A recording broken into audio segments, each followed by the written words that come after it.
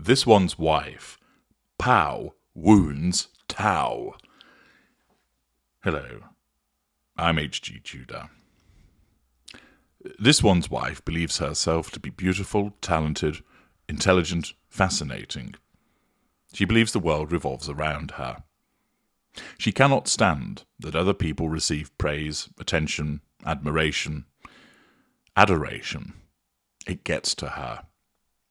This is the daily burden that she faces. That where somebody's attention is directed away from her, she is wounded. Immediately, her narcissism must spring into life to try and defend her. How dare somebody not want to talk to her? Why would they want to talk to somebody else? Oh, just because it's that person's birthday, why do you have to make a song and dance about them and not her? Oh, just because this person's received an award, why does everybody have to give them the attention and not her? Oh, just because the royal family are doing something, why does everybody have to talk about them? They should be talking about her. With each and every instance where this one's wife finds that the attention, i.e. the fuel, is going somewhere else other than to her, it causes a problem for her and wounds her. This is what she has to deal with on a daily basis. This is what her narcissism is designed to address. It doesn't feel like a huge burden for her. I know to many of you listening, you would think, gosh, what an exhausting existence that she has. But it would seem exhausting to you because it's not natural to you. But for her, this goes on like a background app. Her narcissism functions, directing her to take action, to seek that control, to draw fuel from people. That's what it does. In the way that a shark swims through the water and eats things, she functions in this way. This is what she's designed to do. Of course, her narcissism doesn't always get it right, so there will be instances where she feels that vulnerability, that weakness. She explodes with fury, or she sits there seething with cold fury. There'll be instances where she suffers many collateral consequences, although, of course, she never regards it as her fault. It's just that the world is against her, that the universe isn't doing what she wants, that somebody is being a traitor, and it's unfair. When attention goes elsewhere, her narcissism drives her to do something to nullify that threat that's caused by that attention going elsewhere. It means that she, in the simple terms, let us say in the home environment, she might smash a plate so that everybody then has to turn and look at her. Job done. Control is obtained over the people that are around her, and they've responded to her, giving her fuel. Attention is back on her. The wounding has stopped. It might be to fall to the floor sobbing in order to elicit a pathetic pity play so that Harry comes rushing over saying, "It's all right, my little pumpkin. I'll sort you out." Once again, he demonstrates that he's under control and he provides her with fuel. Of course, she's not always able to do that when the public are around. The facade management light flashes on that console of her narcissism, meaning that certain manipulations are off limits. Of course, there is sometimes the tension between those manipulations and the facade management, and we've seen numerous instances where the facade has cracked.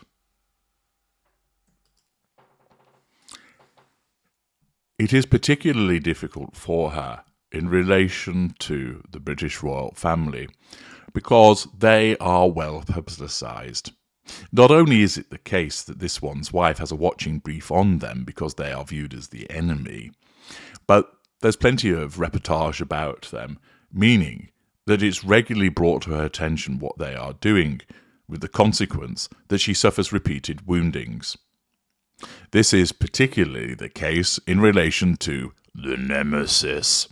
And, as Charlie Parker reports in The Times, Princess of Wales to host Christmas Eve carol service.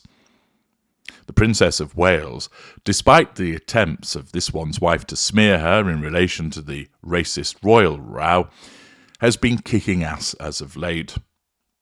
not reacting to the provocations of this one's wife, which will have her infuriated because she stands there, stamping that cloven hoof. Notice me, acknowledge me.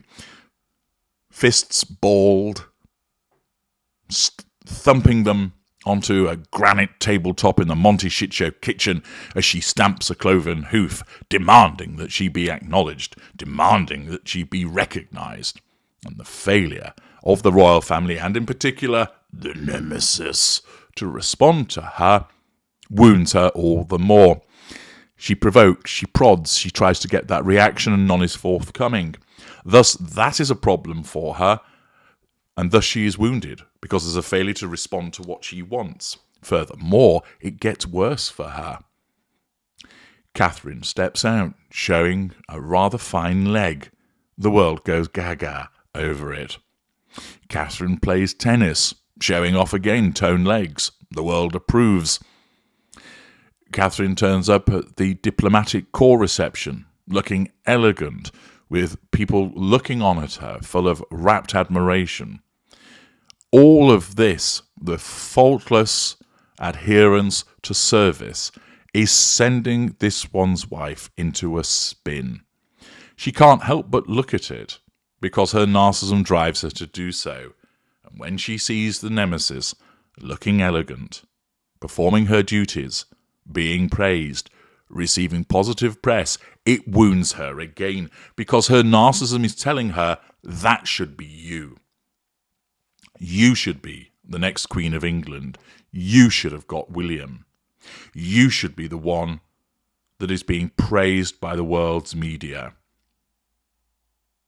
She doesn't realise that she could have got something similar to that if she'd have just behaved herself, because, of course, that would mean an acknowledgement that she's somehow at fault, and the narcissism will never allow her to do that.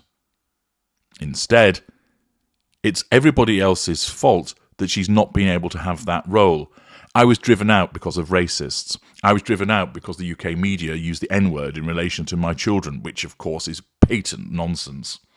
I was driven out because the Brits are swivel-eyed, foam-flecked-mouthed bigots with pitchforks and torches who wanted to burn the person of colour from the United States. Again, utter tripe. But that's what her narcissism tells her through that distortion field.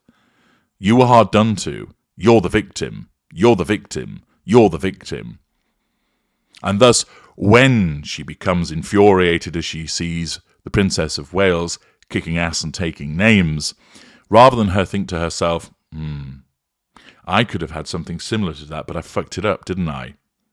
All that happens is she seethes with envy at what she sees and blames other people for the fact that she didn't achieve it.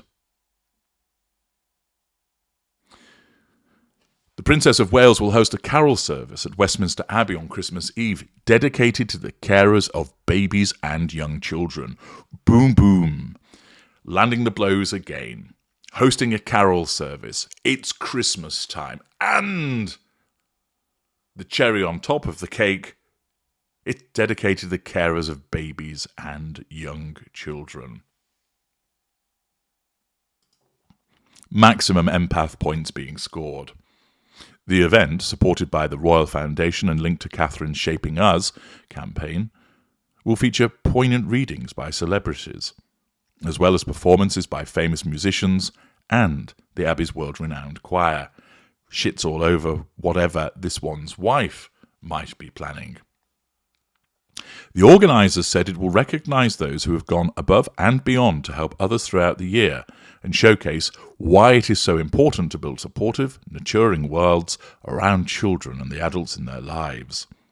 The theme of the evening is a celebration of the golden opportunity that the birth of a new baby brings.